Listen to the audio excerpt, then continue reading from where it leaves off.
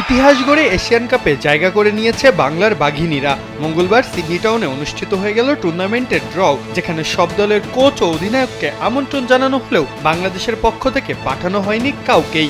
অগত্যা বাংলাদেশের হয়ে তাই মঞ্চে আসেন এক ভারতীয় প্রতিনিধি, যেখানে বাংলাদেশ প্রতিপক্ষ হিসাবে পাচ্ছে টুর্নামেন্টের সবচেয়ে সফল দুই দলকে। পিটার বাটলারের দলকে লড়তে হবে উত্তর কোরিয়া, চায়না এবং উজবেকিস্তানের বিপক্ষে।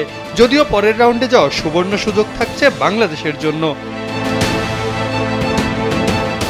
আসন্ন নারী এশিয়ান কাপ অনুষ্ঠিত হবে 2026 সালের মার্চে। মেয়েদের এশিয়ান কাপের ডিফেন্ডিং চ্যাম্পিয়ন চীন। এই প্রতিযোগিতায় 14 বার অংশগ্রহণ করে 9 বারই জয়লাভ করা চীন নারী এশিয়ান কাপের সবচেয়ে সফল দল। 3 বারের চ্যাম্পিয়ন উত্তর কোরিয়াও পড়েছে একই গ্রুপে। সেই হিসাবে উজবেকিস্তান অপেক্ষাকৃত সহজ প্রতিপক্ষ। 5 বার এই টুর্নামেন্টে অংশ নিলেও গ্রুপ পর্ব পার হতে পারেনি, যদিও বাংলাদেশের থেকে র্যাঙ্কিংয়ে এগিয়ে আছে তারাও। তবে 3 গ্রুপে বিভক্ত 12 দলের এই টুর্নামেন্টের কোয়ার্টার ফাইনালে ওঠার যথেষ্ট সুযোগ আছে ঋতুপর্ণাদের সামনে। আপনার এসির গ্যাসের সমাধান হলো SGS ও CNS সার্টিফাইড ফোরন রেফ্রিজারেন্ট গ্যাস, যার বিশুদ্ধতা 99.98%। ফোরন, শান্তি যেখানে, নিঃশ্বাসে। 3 মার্চ সিডনিতে বাংলাদেশ খেলবে ডিফেন্ডিং চ্যাম্পিয়ন চায়নার বিপক্ষে। 6 মার্চ খেলবে আরেক পরাশক্তি উত্তর কোরিয়ার বিপক্ষে। সবশেষ ম্যাচটা পিটার বাটলারের শিষ্যরা মাঠে নামবে পারতে উজবেকিস্তানের বিপক্ষে। বাংলাদেশের ভাগ্য খুলে দিতে পারে এই ম্যাচটি।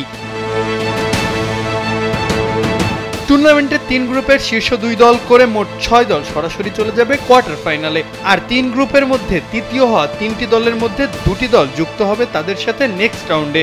বাংলাদেশ যদি উজবেকিস্তানকে হারাতে পারে আর চীন ও উত্তর কোরিয়ার বিপক্ষে কম গোল হজম করে, তবেই বেশ ভালো সম্ভাবনা রয়েছে শামছুন নাহার তহুরাদের।